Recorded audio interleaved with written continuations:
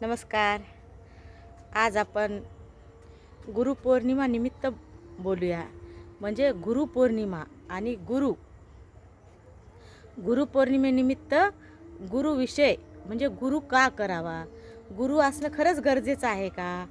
गुरु असणं तर गरजेचं आहेच, पण गुरु का करावा? गुरु आपण ज्यावेळेस जन्माला येतो त्यावेळेस पहिला गुरु आपली आई असते. ज्यावेळेस आपण जन्माला येतो त्यावेळेस आपल्याला काय माहीत असते हो? काहीच माहिती नसते. पण आपल्या ऐकून आपण छोट्या छोट्या मोठ्या गोष्टी शिकत असतो. नवे नवे तर आपण बोलायला शिकतो.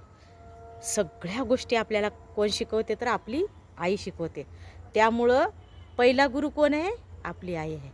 पण ज्यावेळेस आपण जीवनामध्ये जीवन जगायला सुरुवात करतो, ज्यावेळेस आपण शाळेत जातो, शाळा शिकतो, त्यावेळेस आपल्याला कोण गुरु भेटते? आपले शिक्षक. हे आपले गुरुच आहेत.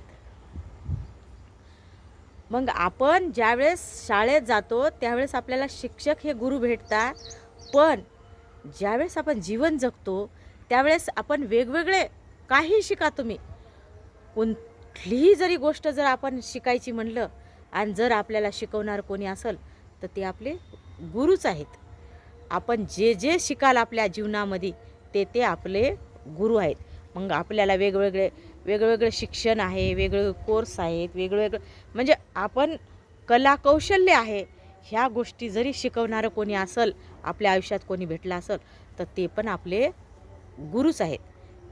हे झाले आपले व्यावहारिक गुरु, शैक्षणिक गुरु. आपली म्हणजे आपण आई पण आपली गुरुच आहे. पण आपल्या जीवनात आध्यात्मिक गुरुची पण गरज आहे. आध्यात्मिक गुरुची का गरज आहे हो? कारण आपण हाडामासाचे जे कच्चं जे मडकं असते, मातीचं जे मडकं असते, तसे आपण कच्चे मडक्यासारखे आहोत. आपल्याला आपला गुरु जे आहे, आध्यात्मिक गुरु जे आहे आपल्या आयुष्यामध्ये, आपला आध्यात्मिक गुरु जो येतो तर तो गुरु जीवन कसं जगावं, काय खावं, काय प्यावं, कसं जगावं, काय करावं, काय केल्याने काय होते, हे आपल्याला कोण शिकवते? तर आध्यात्मिक गुरु शिकवतात. त्यामुळे प्रत्येकानं गुरु केले पाहिजे, गुरु आयुष्यामध्ये. आणि ते गुरु कसा असावा? गुरु असावा रोखठोकळा, गुरु नसावा मिंदा, कोणी निंदा अथवा वंदा, तो नाही कुणाचा बंदा. असा आपल्याला गुरु असला पाहिजे. चालता बोलता आपल्याला सगळ्या गोष्टीचा स्पष्ट वक्ता, आपल्याला सगळ्या गोष्टीचं ज्ञान देणारा. आणि नवे नवे तर आपण चालावं कसं, आपण बोलावं कसं, आपण व्यवहाराची सांगड कशी करावी, आपण संसार कसा करावा, आपण संसार करत असताना कोणासोबत काय बोलावं, कोणासोबत काय वागावं, पाहावं काय, नेसावं काय, आपण आपली ओळख कशी निर्माण करावी, ह्या सगळ्या गोष्टी जशी आई हाताला जन्माला घालून ज्यावेळेस आपली आई आपल्याला बोटाला धरून शिकवते की बाळा असं कर तसं कर, तशीच आपला गुरु पण आपल्याला आवश्यक आहे. आणि गुरु तसेच शिकवतात. गुरु आपल्या शिष्याला इतकं शिकवतात, इतकं बारीक बारीक बारीक बारीक गोष्टी शिकवतात की बाळा तू चुकू नकोस, तू डगमगू नकोस, तू चुकला जरी, मनुष्य प्राणी आहे, माणूस हा चुकीचा पुतळा आहे, मनुष्य प्राणी आहे, तू चुकतोस. पण जरी चुकलास, प्रसंगानुसार तू चुकलास तरी तू सावर. गुरु लगेच आपल्याला सावरतात, गुरु लगेच आपल्याला बरं वाईट सांगतात. त्यामुळं काय पाहिजे माहीत आहे? आपल्याला आध्यात्मिक गुरु पाहिजे. आणि गुरुला काय म्हणतो आपण? गुरु माऊली म्हणतो. जशी आपली आई तसेच आपले गुरु असतात. आणि गुरु असणं खरंच गरजेचं आहे हो, खरंच गरजेचं आहे. ज्या वेळेस आयुष्यात गुरु येतात त्यावेळेस आपल्याला जे ज्ञान होते ते ज्ञान आगळं वेगळंच असते.